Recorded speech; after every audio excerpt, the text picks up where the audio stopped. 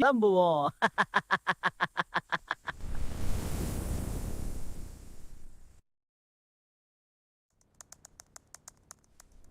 அமீன், மாவுல விளையாடாத. உணவுப் பொருளை வேஸ்ட் பண்ணக்கூடாது. சரிம்மா.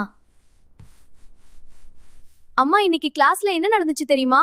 இல்லையே, என்ன நடந்தது? ஹைதர் இன்னைக்கு மேத்ஸ் டெஸ்ட்ல காப்பி அடிச்சு மாட்டிக்கிட்டான். அப்படியா அமீன்? அந்த பையன் பார்க்க ரொம்ப அமைதியா இருப்பானே, அவனா இப்படி பண்ணா? அம்மாவால நம்பவே முடியல அமீன். அதெல்லாம் சும்மா நடிப்புமா.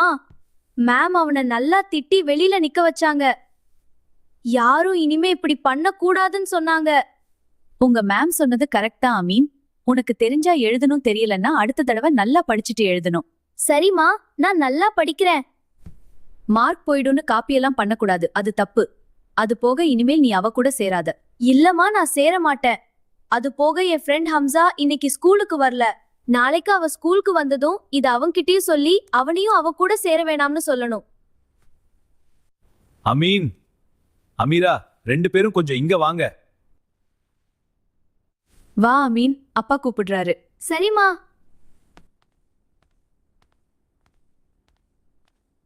அமீரா, என்ன இதெல்லாம்?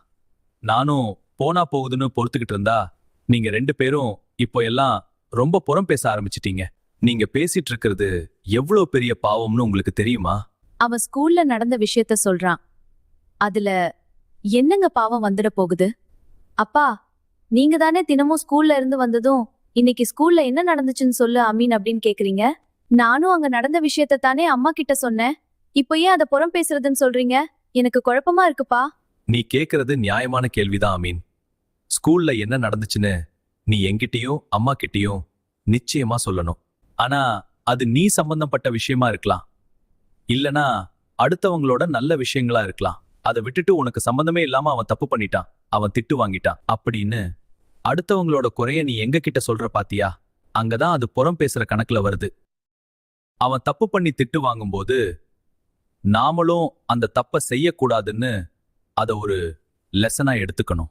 அமீரா, அமீன் கிட்ட அந்த பையன் கூட சேராதுன்னு நீ சொன்னது சரி கிடையாது. ஒருத்தன் தப்பு பண்ணிட்டான்னா அவனை திருத்த முயற்சி பண்ணணுமே தவிர அவனை தீண்டத்தகாதவன் மாதிரி ஒதுக்கி வைக்க கூடாது.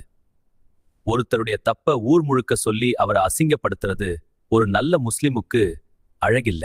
அமீரா, நீ சல்மாவை பத்தி பேசினியே, உனக்கு ஒரு விஷயம் தெரியுமா? வட்டி எவ்வளவு பெரிய பாவமோ அதே மாதிரி புறம் பேசுறதும் பாவம்தான். இப்போ நான் கேட்கிற ஒரு விஷயத்துக்கு நீங்க 2 பேரும் பதில் சொல்லுங்க. செத்த ஒரு மனுஷனுடைய மாமிசத்தை நீங்க சாப்பிடுவீங்களா? சீ, யாராவது அப்படி செய்வாங்களா? கேட்கும்போதே இவ்ளோ அருவருப்பா இருக்குல்ல.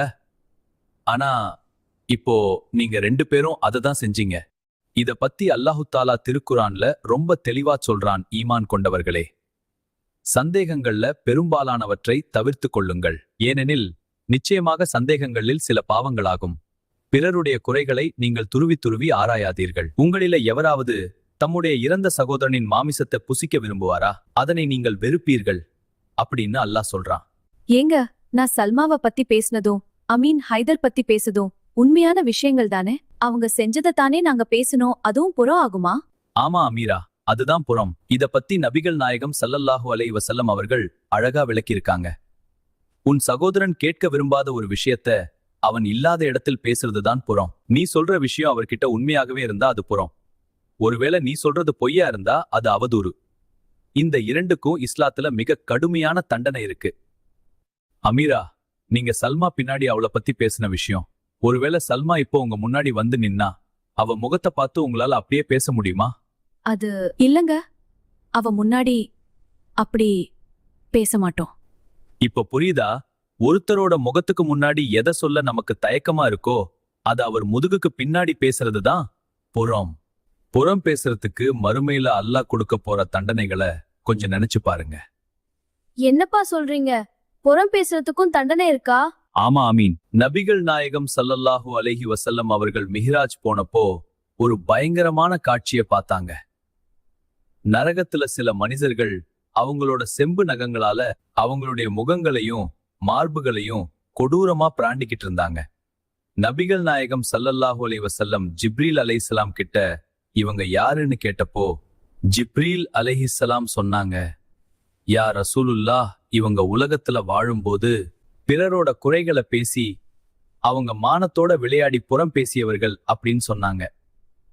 அது மட்டும் இல்ல, மறுமையில ஒருத்தன் மலை மாதிரி நன்மைகளை சுமந்துகிட்டு வருவான்.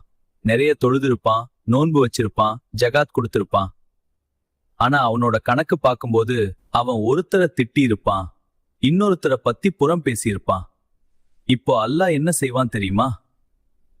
அவன் கஷ்டப்பட்டு செஞ்ச நன்மைகளை எடுத்து அவன் யார பத்தி புறம் பேசினானோ அவங்களுக்கு அல்லாஹ் இவனோட நன்மைகளை கொடுத்துடுவான். அவங்க செஞ்ச பாவங்களை அல்லாஹ் இவன் தலையில ஏத்திடுவான். நன்மைகளோட வந்த அவன் கடைசியில பாவங்களோட நரகத்துக்கு போக வேண்டிய நிலை வரும்.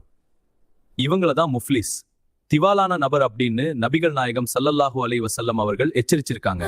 புறம் பேசுறதுனால நம்ம மறுமை மட்டும் இல்ல, இந்த உலக வாழ்க்கையும் நம்ம வீடும் பாதிக்கப்படும். ஒரு வீட்ல எப்பவும் மத்தவங்கள பத்தி குறை சொல்லிக்கிட்டே இருந்தா அந்த வீட்ல இருக்கிற பரக்கத் போயிடும், நிம்மதி இருக்காது. ஒருத்தரோட குறைய நீ ரசிச்சு பேசும்போது சைத்தான் உனக்கு துணையா வந்துடுவான். நம்ம வீட்ல இப்ப என்ன குறைஞ்சு போச்சு, நாம நல்லா தானே இருக்கோம்னு நீங்க நினைக்கலாம்.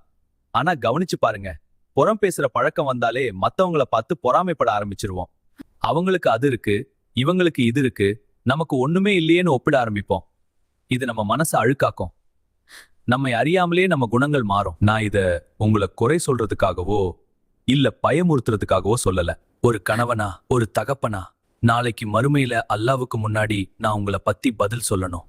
ஒரு ஆண் தன் குடும்பத்தாருக்கு பொறுப்பாளர், அவர் அவர்களை குறித்து விசாரிக்கப்படுவார்.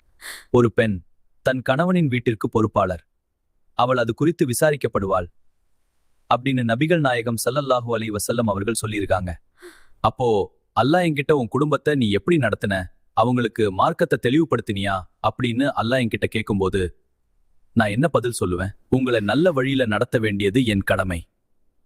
நான் உங்களை கண்டுக்காம விட்டுட்டா நாளைக்கு மறுமையில அல்லாஹோட தண்டனைக்கு ஆளாகி நீங்க நரக நெருப்புல வேதனைப்படுவத ஒரு கணவனா தகப்பனா என் கண்ணால பார்க்க முடியுமா? அந்த நெருப்புல இருந்து உங்களை காப்பாத்தணுங்கிற தவிப்பு தான் எனக்குள்ள இருக்கு. ஏன்னா உங்களையும் உங்கள் குடும்பத்தாரையும் நரக நெருப்புல இருந்து பாதுகாத்துக் கொள்ளுங்கள் அப்படின்னு அல்லாஹ் குர்ஆன்ல எச்சரிக்கிறான். நாம எல்லாரும் ஒன்னா சேர்ந்து சொர்க்கத்துக்கு போகணும்னு தான் நான் ஆசைப்படுறேன்.